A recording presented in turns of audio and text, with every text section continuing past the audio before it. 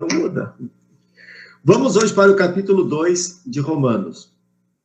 Nós vamos fazer um estudo mais comentado, estou optando em fazer estudos mais livres, um pouco com vocês, para haver uma aplicação talvez maior do texto, porque eu entendo que a distância talvez fique um pouco mais fácil, essa forma, né? Nós vamos hoje nos ater um pouco do capítulo 2, versículo 1 a 11, e depois os demais versículos nós vamos ver se dá tempo, também vamos olhar eles um pouquinho. Então, gostaria que inicialmente alguém fizesse essa leitura. Romanos 2, 1 até 11. Uma leitura corrida, e depois então a gente começa a fazer a nossa reflexão em cima do texto. Quem tiver o texto? Portanto, 2, 1 a 11? Isso.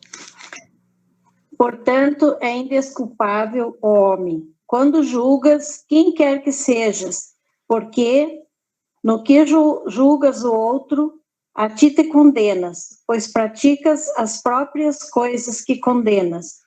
Bem sabemos que o juízo de Deus é segundo a verdade contra os que praticam tais coisas.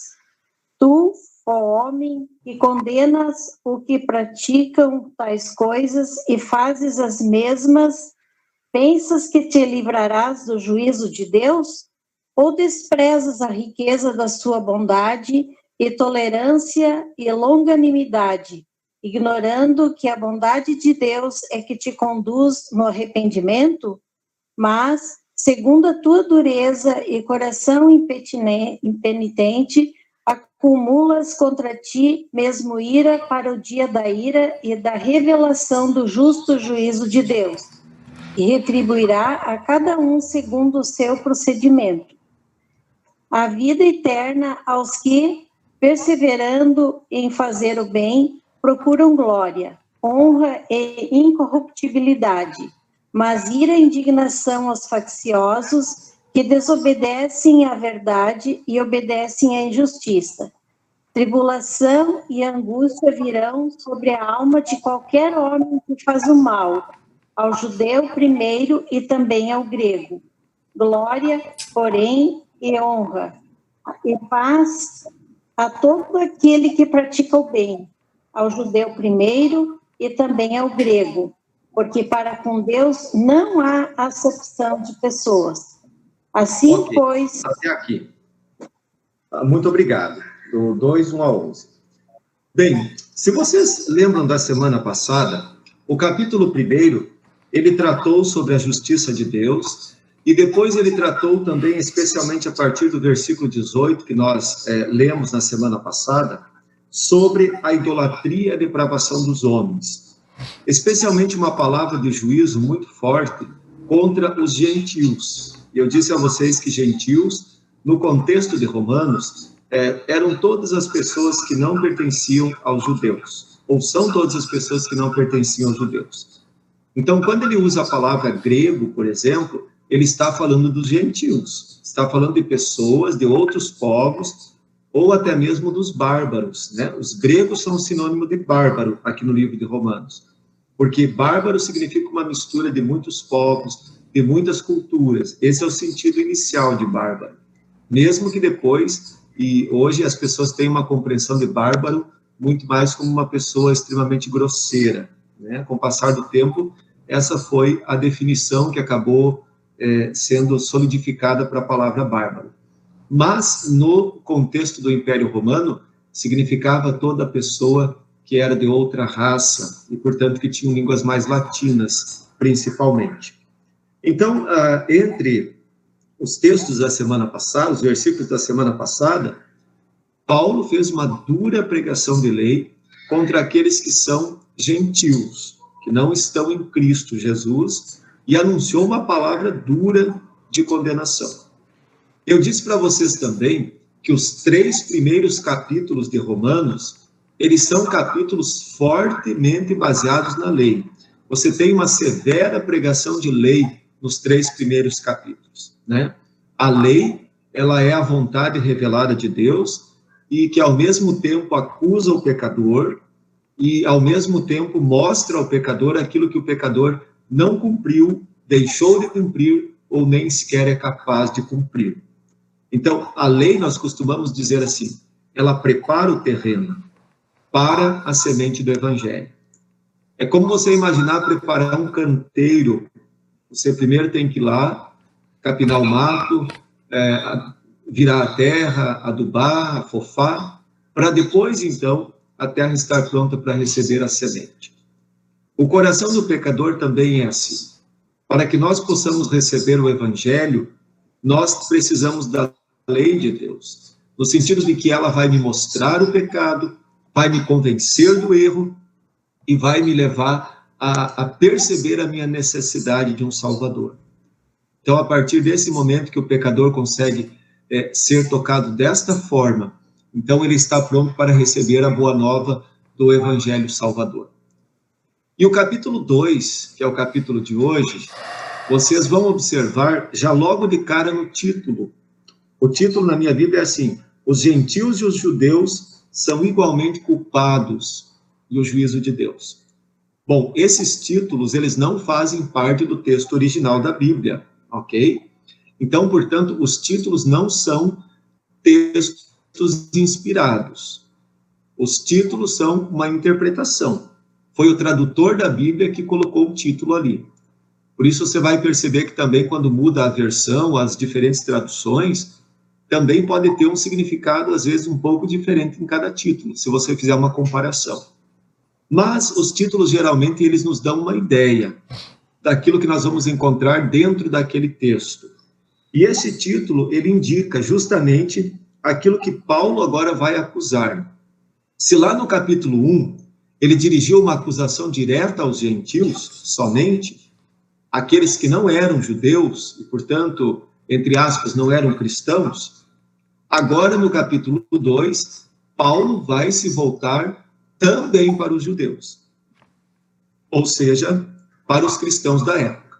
E nós, então, podemos entender que agora aqui somos englobados também, porque onde nós vamos ver judeus, nós podemos, para a aplicação prática do texto, trocar isso por cristão, né? Porque os judeus ali no tempo do Novo Testamento eram os seguidores do cristianismo. Depois é que eles não aceitam a Cristo e aí se torna, então, o judaísmo, e aí, então, o cristianismo se separa do judaísmo. Mas até então não havia essa separação tão clara como nós conhecemos hoje.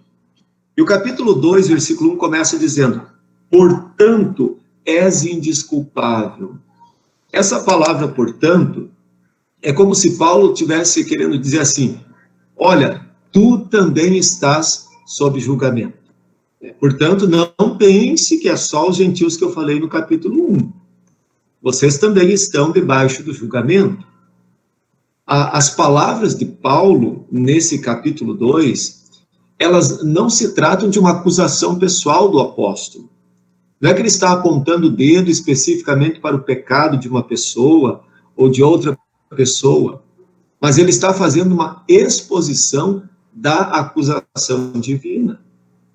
E por que ele faz isso? Porque esta acusação que Paulo faz, ela se dirige à consciência, e não apenas ao nosso intelecto. O que significa isso? Uma acusação dirigida à consciência. Vamos entender um pouco como eram esses judeus no tempo de Jesus. Muitos desses judeus, como, por exemplo, os partidos dos fariseus, dos saduceus, dos escribas, vocês se lembram do Evangelho? Como é que Jesus chamou os fariseus? Ele disse: vocês são como sepulcros caiados. Eles eram muito zelosos e muito rigorosos no cumprimento da lei, mas era só uma formalidade. Então, ou seja, era apenas o intelecto, mas a consciência deles não estava ligada em Cristo, tanto que a maioria deles rejeitava Cristo como sendo o Messias e como sendo aquele que tinha autoridade para perdoar pecados. Então, esta acusação que Paulo vai fazer aqui, ela se dirige à consciência, aquilo que não se vê. Ou seja, trocando em palavras mais simples, é uma acusação contra aqueles que vivem um cristianismo hipócrita, ou seja, só de fachada, ou só de palavras, mas que não tem uma conformidade. Então, por isso que ele vai dizer: és indesculpável, homem, quando julgas. quem quer que sejas. Porque no que julgas a outro, a ti mesmo te condenas, pois praticas as próprias coisas que sabemos. Bom, nesta passagem, Paulo se dirige aos judeus. E como é que a gente sabe que ele está falando dos judeus? Deem uma olhada no versículo 17. Capítulo 2, versículo 17. Olhem lá. Se, porém, tu, que tens por sobrenome judeu, e repousas na lei, e te glorias em Deus, e por aí vai. Então, ali ele especifica quem é as pessoas para as quais ele está dirigindo essa pregação. São os judeus. Nas passagens anteriores, no capítulo 1, como eu disse, Paulo pintou, de certa forma, um quadro horroroso sobre o mundo pagão.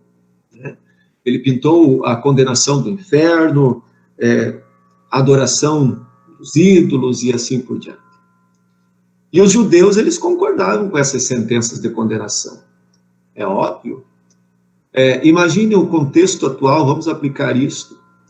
Quando alguém está denunciando os pecados grosseiros que o mundo comete, nós, cristãos, não ficamos balançando a nossa cabeça assim e concordando? É exatamente o que estava acontecendo. Os judeus também.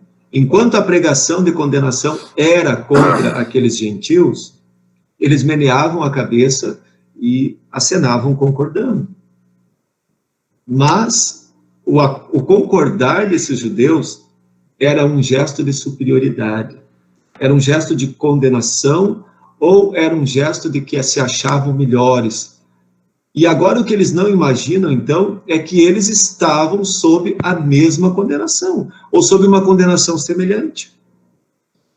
No pensamento de muitos judeus, Deus podia ser o juiz dos pagãos, mas ele era o protetor especial dos judeus. E aqui Paulo enfatiza que judeus são tão pecadores quanto os gentios. E assim, quando o judeu condena o gentio, ele está condenando a si mesmo. Não é que agora nós estamos dizendo que cristão e aquele que nega a Cristo é a mesma coisa. Não se trata disso. Os judeus achavam que o simples fato de carregarem o título de judeu, o sangue judeu, e pertencerem ao povo, fazia deles uma casta superior àqueles que eram considerados gentios. E quando a gente contextualiza um pouco melhor isto, talvez a gente pudesse entender que muitos cristãos, infelizmente, de uma forma errônea, também fazem esse julgamento, às vezes só pelo fato de terem o nome escrito no livro de uma determinada igreja, né? Então, o fato de ser racialmente judeu, Paulo estava querendo dizer isso a eles, não vai salvar ninguém certamente do juízo.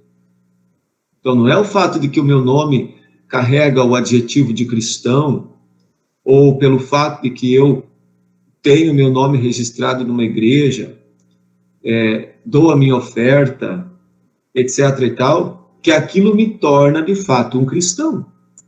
Isso é o que Paulo queria que aqueles judeus entendessem. Não é o fato de vocês terem nascido de família judaica, não é o fato de vocês terem sangue judeu nas veias, não é o fato de vocês serem descendência de Abraão que torna vocês superiores ou melhores ou impunes diante do juízo de Deus. Ninguém será julgado pela sua herança racial, mas será julgado pela vida que viveu. Então, nesse sentido, repito mais uma vez, a pregação de Paulo é uma pregação de lei, que confronta o pecador, que leva o pecador justamente a pensar como ele vive o seu cristianismo e como ele trata aquele que não é cristão, ou até mesmo o seu próximo cristão, que muitas vezes ele julga ser inferior a ele. Para muitos judeus, todos os povos do mundo estavam sentenciados ao juízo, menos eles próprios, que já eram descendência sanguínea, por assim dizer, de Abraão. E aí no versículo 2, Paulo vai enfatizar sobre o juízo de Deus. E ele vai enfatizar algumas coisas, a primeira delas, que o juízo de Deus é certo e inevitável. Ninguém tem como escapar do juízo de Deus impunemente. E, em segundo lugar, que esse juízo de Deus ele não se baseia na superioridade humana. Ou seja, não é o fato de alguém se considerar melhor ou de alguém se achar que participa mais da igreja que faz dele necessariamente alguém superior ao próximo que não é tão atuante.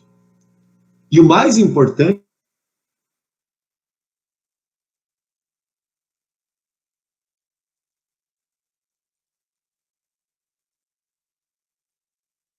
você talvez já tenha se deparado com pessoas que têm um caráter extremamente maldoso, são pessoas ruins, mas muitas vezes se consideram exemplo de cristãos porque ajudaram a fundar a igreja ou doaram determinadas mobílias que estavam lá na igreja.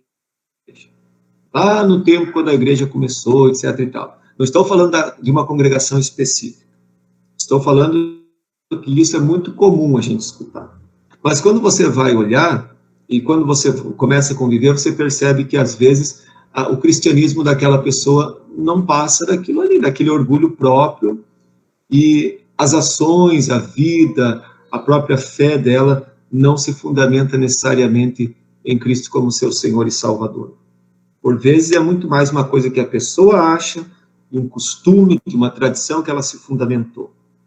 Então, ao contrário disso, vai dizer Paulo, o juízo de Deus, ele não se baseia nessas coisas, ele se baseia na verdade.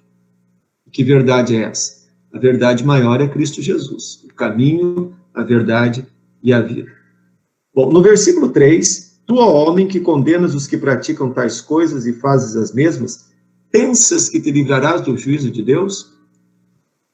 Por aqui nós vemos que Paulo sabe que nós somos peritos em nos esquivarmos da verdade.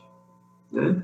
Muitas vezes persegue-nos, essa falta da verdade nos persegue até o ponto de criar uma autoilusão que mascara muitas vezes a fé. E quando eu falo de mascarar a fé, estou falando de pessoas que vivem a sua fé de uma maneira muito hipócrita. Para algumas pessoas, a igreja é mais ou menos como uma profissão. Quando eu estou no culto, na igreja, eu sou uma pessoa. Mas quando saio dali, o cristão hipócrita, ele vai agir de um modo totalmente contrário. O culto não continua na sua vida. O culto não continua na sua casa. Ele cumpre apenas um rito formal. E isso é o que acontecia no contexto da Epístola de Romanos com os judeus. Mas isso já acontecia no Antigo Testamento com a nação de Israel também. Quando o profeta Isaías vai dizer que Deus manda dizer misericórdia quer e não holocaustos, era disso que ele se referia. Ou era a isto que ele se referia. Ao fato do povo viver uma religião hipócrita, de cumprir determinados costumes, regulamentos, regimentos, sacrifícios. E acho que o nosso grande desafio como cristãos é fazer esta compreensão. Agora eu faço uma pergunta para a sua reflexão. Com qual postura você vai à igreja? Com qual postura você vai ao culto fazer a sua adoração? O culto precisa ser um momento muito especial para nós, para o povo de Deus. Ele não pode ser uma mera formalidade, um mero cumprimento de um dever, ou para que a gente ache que precisa ir lá para estar bem com Deus, no sentido de agradar a Deus e Ele não me punir. Pensar desta forma é não compreender o Evangelho. Pensar desta forma é não entender a graça de Deus. E é transformar as coisas do céu em coisas frias, vazias, sem sentido. É porque Deus não se agrada daquele culto que é hipócrita, daquele culto que não é verdadeiro. Os meus adoradores me adorarão em espírito e em verdade, diz a palavra de Deus. Bom, cada homem, na realidade, se a gente pensar no ser humano, cada um se considera uma exceção. Já pensou nisso? O nosso egoísmo, ele muitas vezes leva e faz com que a gente abrande em nós o mesmo pecado que a gente condena grosseiramente no semelhante. É disso que Paulo está tentando falar para aquele povo. Então, para muitas pessoas, o seu pecado é de algum modo menos pecaminoso, simplesmente porque é o seu pecado.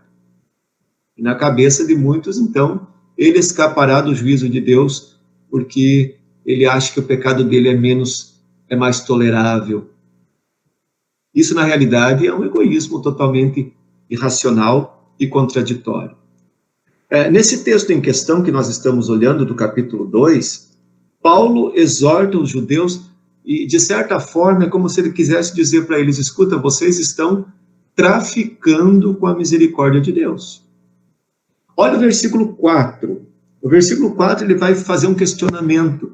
Ele vai dizer: ou desprezas a riqueza da bondade de Deus e a sua tolerância e a sua longanimidade, ignorando que a bondade de Deus é que te conduz ao arrependimento. Ele faz uma pergunta: vocês ignoram isso? E aí vamos pensar um pouco nessas 3 palavras que Paulo coloca, 3 qualidades de Deus. A primeira delas ele diz: vocês ignoram a bondade de Deus? A bondade, em algumas versões, aparece a palavra benignidade. Bom, quando se fala da bondade, existem 2 palavras na Bíblia para falar da bondade. A primeira delas é a palavra agathos. A palavra agathos, traduzida, ela significa bondade também. Mas é uma bondade humana. É uma bondade sujeita a recriminações, a disciplina, castigo. É só você pensar assim: por mais bondosa que seja uma pessoa, humanamente falando, essa bondade humana nunca é perfeita. Ela às vezes vai ser manchada pelo pecado, no sentido de que a minha bondade, né, eu vou aplicar algum tipo de castigo ou de disciplina quando eu achar que alguém não usou adequadamente o meu gesto de bondade, digamos assim. Mas existe uma outra palavra, que é a palavra Crestos. E a palavra Crestos é a palavra usada aqui. Ela serve para falar da bondade de Deus, que é uma bondade essencialmente mansa, graciosa. Então, Paulo, ele acusa os judeus, de certa forma, de estarem tentando tirar vantagem dessa bondade de Deus. Já que Deus não recrimina, já que Deus não disciplina nesse sentido do castigo, e ele continua manifestando a sua bondade, né? A Bíblia fala que a bondade do Senhor é tão grande que ela se renova todas as manhãs, sua misericórdia, que essa bondade de Deus providencia tudo que eu preciso para viver, que faz a chuva cair no terreiro dos bons e no terreno dos maus. E aí ele vai partir para outra palavra, que é: vocês ignoram também a paciência de Deus? A paciência de Deus, na realidade, é a longanimidade, né? O termo usado no texto original é a palavra anok, e essa palavra indica uma trégua, uma espécie de cessar a inimizade. Na realidade, quando ele fala da paciência ou da longanimidade de Deus, Paulo está falando de um tempo de oportunidade. Pense na paciência de Deus. Deus é longânimo, no sentido de que ele vai tolerando os nossos erros, os nossos defeitos, a sua paciência é grande. Mas isto não significa que Deus está dando carta branca para o pecador pecar.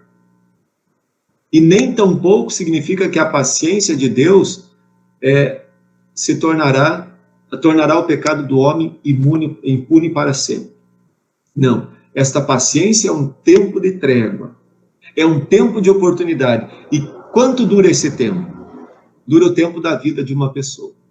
Porque até lá no segundo final de vida é oportunidade para aproveitar a paciência de Deus. E aí vem então a última palavra, que é a longanimidade, que é a palavra macrotomia. Essa palavra indica que alguém tem o poder de se vingar, mas que deliberadamente, ou então propositalmente, não usa fazer. É o que Deus faz conosco. Deus é longânimo no sentido, ele tem poder para se vingar de nós, dos nossos pecados, mas ele não faz. Então, assim, Paulo está praticamente dizendo aos judeus: não pensem que o fato de Deus não castigá-los seja um sinal de que ele não pode castigar vocês. O fato de que o pecado não seja seguido imediatamente pelo castigo de Deus não é demonstração da impotência de Deus. Mas vocês precisam reconhecer que devem a sua vida à longanimidade que o Senhor tem por nós. E talvez muitos ainda hoje pensem que também podem traficar essa misericórdia de Deus. Será que muitos, a exemplo dos judeus, para aqueles a quem Paulo escreveu, não consideram a misericórdia de Deus muito mais um convite para pecar do que para o arrependimento? Olha, essa pergunta é uma pergunta bem séria. Eu vou fazê-la de novo se você não compreendeu. Será que muitos pecadores, eles não transformam a misericórdia de Deus numa desculpa para pecar em vez do arrependimento? Você já deve ter escutado muita gente fazendo piada das coisas erradas que comete na vida e achando engraçadinho. Será que não? Eu já ouvi. A gente mesmo às vezes faz isso. O que é isso? Isso é traficar a misericórdia de Deus. Quando o pecador tem consciência de que determinadas atitudes, ações, pensamentos, escolhas da sua vida, elas estão contrárias a Deus, mas ele faz piadinha daquilo. Ele está, então, de certa forma, desprezando. Fazendo a mesma coisa que os judeus faziam quando desprezavam, diz Paulo, a longanimidade do Senhor. Então, existia um homem chamado Jaime na história da igreja. Ele era considerado cínico. E certa vez foi-lhe perguntado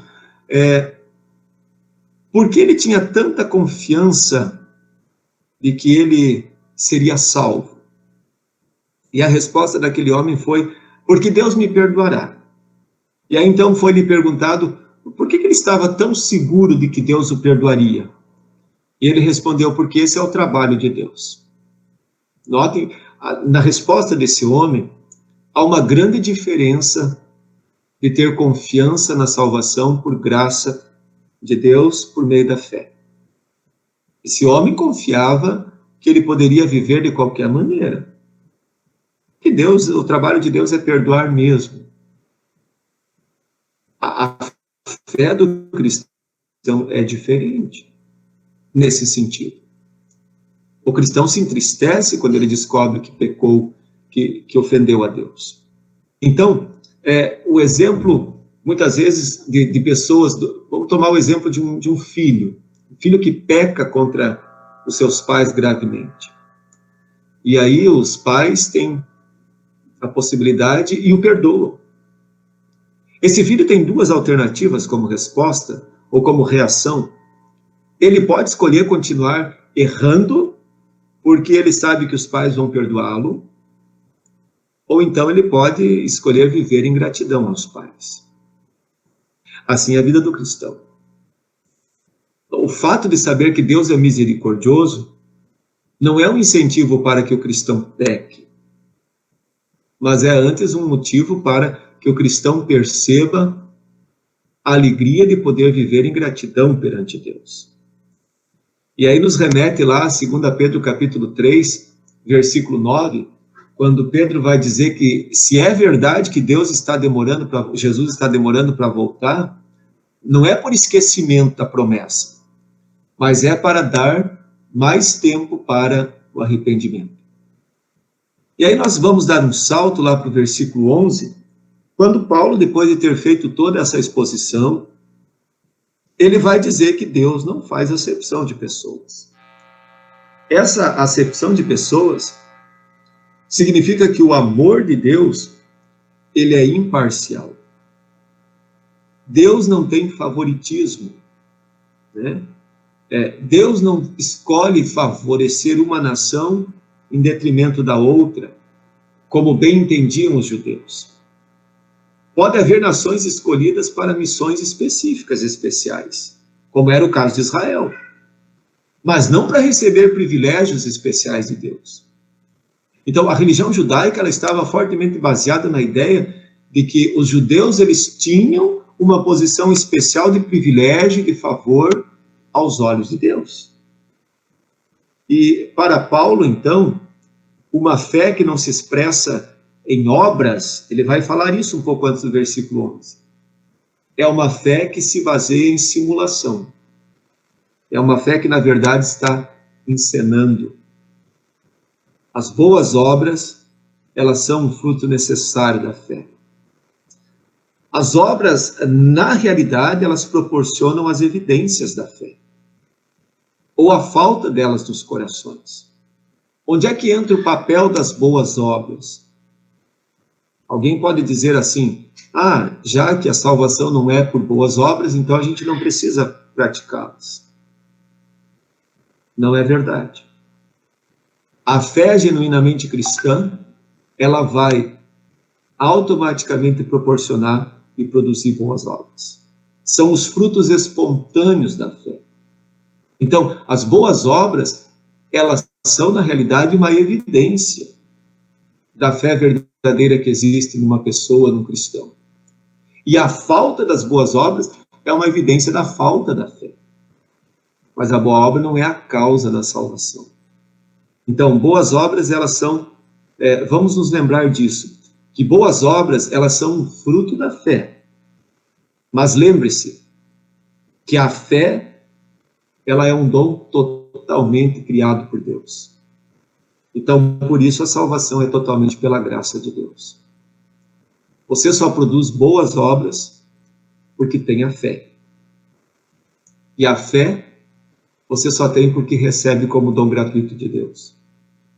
Por isso, Efésios, no capítulo 2, versículo 10, depois de dizer que a salvação é por graça e fé, ele vai dizer que Deus nos criou para as boas obras, as quais de antemão ele já planejou. Até a boa obra que você e eu fazemos, ela é uma obra de Deus Espírito Santo, por meio de nós, através de nós, no meio do mundo. Então, esse é o texto que Paulo nos traz hoje. E agora eu finalizo lendo o versículo 12 em diante. Alguém aí, para mudar a voz, poderia ler do versículo 12 ao 16, para a gente finalizar esse texto? Capítulo 2, 12 a 16. Todos aqueles que pecam sem conhecer a lei de Deus se perderam sem essa lei, mas todos aqueles que pecam conhecendo a lei serão julgados por ela. Porque as pessoas que Deus aceita não são aquelas que somente ouvem a lei, mas aquelas que fazem o que a lei manda. Os não-judeus não têm a lei, mas quando fazem pela sua própria vontade o que a lei manda, eles são a sua própria lei, embora não tenham a lei. Eles mostram pela sua maneira de agir que têm a lei escrita no seu coração. A própria consciência deles mostra que isso é verdade, e os seus pensamentos, que às vezes os acusam e às vezes os defendem, também mostram isso. E de acordo com o evangelho que eu anuncio, assim será naquele dia em que Deus, por meio de Cristo Jesus, julgará os pensamentos secretos de todas as pessoas. Muito obrigado. Aqui nesse texto que foi lido agora, Paulo vai explicar sobre a lei natural gravada no coração. Você pode observar que mesmo aquele que não é cristão, ele tem uma consciência do certo e do errado. O que é isso? Isto é consciência natural que Deus colocou na cabeça de todas as pessoas. Então, por isso ele vai dizer no versículo 12, os que pecaram sem lei também perecerão. E os que com lei pecaram, mediante lei serão julgados. Como é que a gente entende esse versículo número 12? Algumas pessoas às vezes perguntam e entram no seguinte debate. E aquela pessoa que nunca teve oportunidade de conhecer a palavra, é justo que ela seja julgada? É justo que ela seja condenada se ela não teve oportunidade de conhecer? Sim. Esse texto vai dizer, aqueles que não têm lei, sem lei vão perecer. E aqueles que têm a lei, conhecendo e não praticando, vão perecer da mesma forma. Ou seja, não há acepção. Deus não trata de maneira diferente. Lembrando que essa ideia de ter algumas pessoas, ou essa realidade de ter algumas pessoas, alguns povos, algumas tribos, que nunca ouviram falar, não é uma invenção de Deus, mas é um afastamento da própria humanidade. E se a gente pega lá nas origens e começa a pensar como Deus criou e revelou para os primeiros seres humanos, então Deus deu a revelação. Não foi Deus que foi afastando e deixando uns esquecidos. Foi alguns que foram se afastando, foram se distanciando da revelação de Deus e, consequentemente, também os seus irmãos na fé também foram deixando que se afastassem e fossem indo. Então, por isso, quando a gente olha para também a vida de testemunho cristão, ela é uma coisa importante para ser pensada. Vão ser minhas testemunhas, aqui em Jerusalém, na Judéia, na Samaria e todos os confins da terra. Então, nós podemos pensar assim, na responsabilidade que nós, como cristãos, também temos, como os outros irmãos da congregação, por exemplo. Quando a gente percebe um irmão se afastando, o irmão se desviando, como a gente tem, assim, não só o privilégio, mas a responsabilidade de também, de repente, dar uma ligadinha, mandar uma mensagem, ir lá conversar com a pessoa, pelo menos fazer a nossa parte, né? Então, isso não é uma tarefa exclusiva do pastor, como pensam alguns, ou da diretoria, mas é uma tarefa de cada cristão. É cuidar, zelar uns pelos outros. Mas o que é mais fácil? Muitas vezes é mais fácil fazer isso que os judeus estavam fazendo, é julgar, né? Julgar e tratar com acepção aquelas pessoas. A mesma coisa acontece quando nós olhamos pessoas que estão no mundo do pecado. Então, é mais fácil apontar o dedo do que ir lá testemunhar, falar e tentar trazer essas pessoas para Cristo. Então, o mais importante disso é pensar nisso, né? Deus colocou a lei gravada nos nossos corações. Por isso, Martinho Lutero dizia que quando a gente age contra a nossa consciência, em geral, a gente está pecando. Porque na nossa consciência está lá a vontade revelada de Deus. Né? A gente não sabe explicar. A vontade natural, a vontade revelada de Deus, a gente não consegue conhecer o Deus verdadeiro e os seus princípios. Mas ela me dá uma pista de que tem alguém que tem algo maior para mim. E aí eu preciso ir na fonte. E essa fonte, então, é a Escritura Sagrada. E por isso ele vai terminar nos versículos 17 em diante, dizendo que os judeus são indesculpáveis, porque são conhecedores. Quem conhece a palavra de Deus tem ao mesmo tempo um privilégio, mas tem ao mesmo tempo também uma responsabilidade de se tornar multiplicador desta verdade. Que Deus abençoe para que nós possamos sempre, com muita alegria, conhecer a palavra de Deus, estudar esta palavra e perceber a vontade de Deus para as nossas vidas. Eu abro agora para algumas eventuais colaborações ou questionamentos que vocês queiram fazer. Se alguém tiver algo para contribuir ou para perguntar, pode ficar à vontade. Pastor, estou precisando fazer uma pergunta a respeito do que foi falado hoje. Sim. Posso fazer essa pergunta, pastor? Com certeza. Se a gente souber, a gente tenta ajudar. Então, em algum momento, quando o senhor falou sobre benignidade e bondade, né? Eu entendi perfeitamente. Eu acho que todos que estão no estudo aí, são 34 pessoas hoje, eu acho que todo mundo entendeu direitinho como o senhor explicou isso, né? Mas é muito importante para mim saber o seguinte: quando eu trato de Deus, eu posso chamar Deus de bondoso em vez de benigno? Porque eu vou explicar para você por que eu estou fazendo essa pergunta, que é uma coisa bem... Eu estou escrevendo um texto no qual eu estou trabalhando desde o mês de junho. E nesse texto, em alguns pontos, em vários pontos, eu me refiro a Deus como o Senhor bondoso Deus. Eu posso usar isso quando eu me refiro a Deus? Bondoso e não benigno, por exemplo? Olha, não só pode, como é um belo atributo para Deus. E quando a gente chama Deus de bondoso, nós não estamos atribuindo a Ele apenas uma virtude ética, como nós fazemos entre nós. Quando a gente atribui isso a Deus, a gente quer dizer que Ele é a fonte e a bondade em perfeição. Então, com toda certeza. É um atributo perfeito. Obrigado. Fiquei feliz pela resposta. E, assim, ó, quando eu terminar o texto, que ainda está em trabalho, não é livro, não é nada disso, é um texto. Na verdade, é uma música.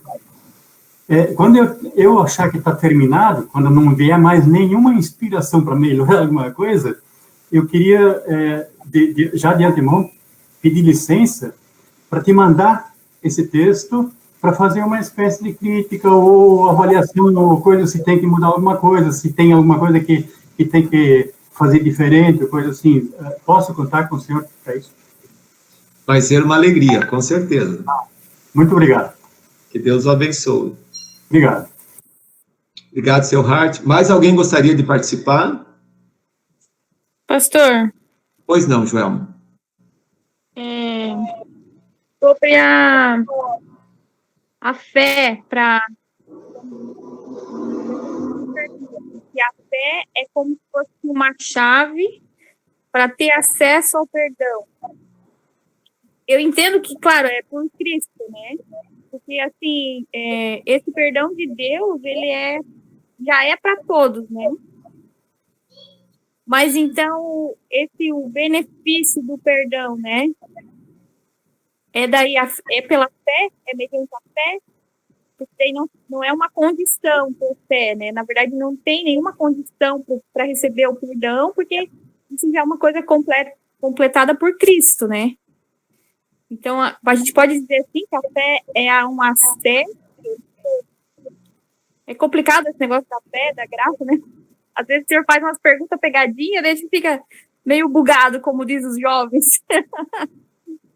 Mas saber assim, nesse sentido, essa questão de, não sei se é errado dizer que a fé, então, não é uma condição, mas é um meio de acessar receber o perdão, não sei se está errado também. Sim, Joelma. Coisa importante que a Joelma fala, o perdão de Deus é para o mundo inteiro. Deus morreu para perdoar o mundo inteiro. Essa é a vontade de Deus e essa é a realidade. Cristo morreu por todos. Agora, quem é que vai receber o benefício do perdão? E qual é o benefício final do perdão? É a vida eterna. Então, quem é que vai se beneficiar do perdão gracioso de Deus? É aquele que também recebe o dom da fé. E esta fé, sim, Joelma, você está correto, ela é o meio pelo qual eu recebo o benefício da obra de Cristo Jesus. É como você imaginar, eu sou o pecador, tenho um pé de maçã e tenho uma maçã. O braço que se estica para pegar a maçã é a fé, é o meio pelo qual a maçã vem até mim. Então, entenda a maçã como a salvação, né? Então, esta fé, ela é um meio de obter exatamente isso. Mas ela não é condição. Entendi.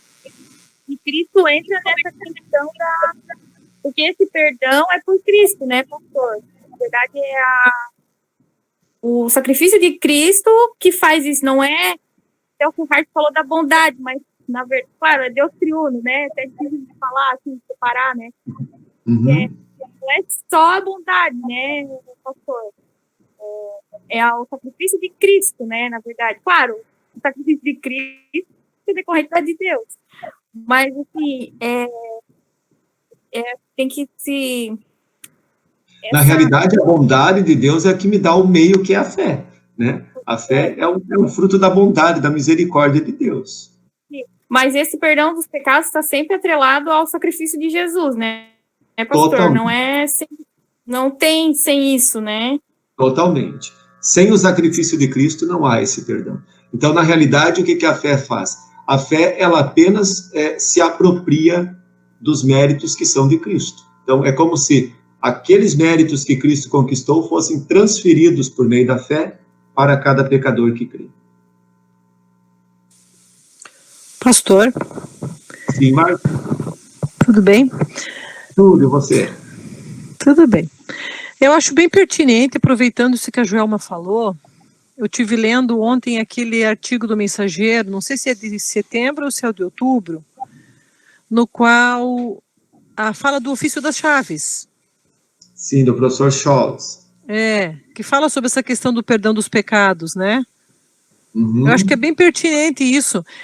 E ontem mesmo a gente teve a reunião da revista Servas, que a gente está programando a próxima revista, e a gente vai trazer numa dessas, da edição 2, as partes do culto, né? E talvez até fosse uma boa sugestão para a gente aqui no estudo bíblico, falar um pouco sobre isso, e falar dessa parte muito importante do culto, que é a absolvição, perdão dos pecados, né? De quantas vezes a gente vai no culto de forma mecânica, como você falou, só senta lá, então, quantos de nós sabem o que é cada parte do culto? Quantos de nós sabem o que, né? Então, assim, talvez fosse uma sugestão que a gente pudesse abordar um pouco isso, né? E então talvez a gente fosse entender um pouco melhor por que é tão importante estar no culto, né? Então, Bacana, uma sugestão, legal, né? Porque a gente comentou ontem que a gente não sabe o que é exortação, não sabe, a gente vai lá, faz as coisas, mas quantos de nós sabem qual é o significado disso, por que está ali, né, na nossa liturgia? Bacana. A gente critica há muito tempo em que as missas eram em latim, que ninguém entendia nada, né? Mas depois simplesmente se traduziu os termos para o português e muita gente continua não entendendo nada do que está acontecendo, Pois né? é. Eu acho que a sua sugestão, ela é bem proveitosa e bem válida. Vamos sim, vamos programar o momento e vamos estudar sobre o nosso culto, que vai ser bem bacana. Isso aí. Falar nisso aí, Márcia, parabéns por pedir isso para o pastor. Uma vez, há muito tempo atrás, a gente fez um estudo sobre isso com o pastor Erno Velso, e foi uma coisa muito bacana, muito legal, que a gente aprendeu em que momento do culto, por que o pastor está virado de frente para a congregação e em outros momentos de frente para o altar. A gente aprendeu também por que a gente usa velas, por que o pastor usa o talar, todas essas coisas assim, a gente aprendeu com um estudo muito, muito, muito interessante, tá? E se a gente puder recapitular isso, vai ser um estudo incrível, incrível. Isso aí. Valeu. Vai ser interessante, sim. Obrigado pelas sugestões. Mais alguém gostaria de participar com alguma contribuição ou pergunta? Aliás, quem não viu o vídeo sobre os 27 anos do Grupo Alicerce, lá tem uma participação especial do pastor Erno, tá? Então, quem não viu, corre lá na página do YouTube da congregação e procura, e você vai encontrar o pastor Erno falando no vídeo.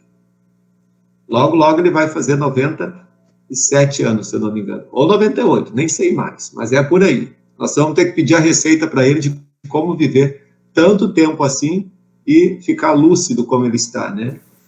Jogaram fora a receita. Jogaram fora a receita. Eu imagino que sim. Então é isso, gente. Vamos ficando por aqui. E para finalizar, ainda vamos fazer oração.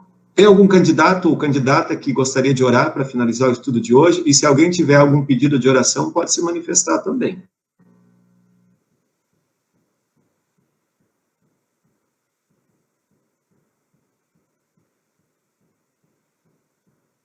Alguém gostaria de orar? A Gelane escreveu que vai orar? É isso, Gelane? Seu microfone está fechado, Gelane. Isso. Você quer orar? Então pode orar para nós, por favor. Isso.